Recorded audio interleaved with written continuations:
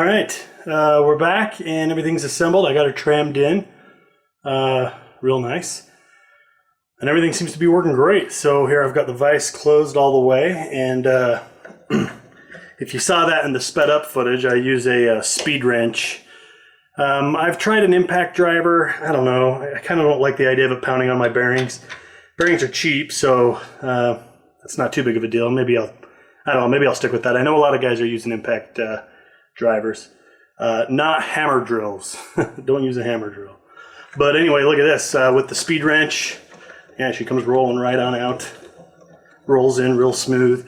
You also might have noticed in the footage in the sped up footage where I kept adjusting this. Depending on how tight you have that set screw, that adjusts how hard it pulls the vise down. And you may need to tweak that a little bit, you know, here and there to get it kind of, you know, where you want it. You want a good compromise between being too tight and being and having that jaw wiggle around a little bit. Put a little bit more of the Vactra on there. Seems like we didn't get any on this backside. I'm a bit winded. I've kind of been rushing through this.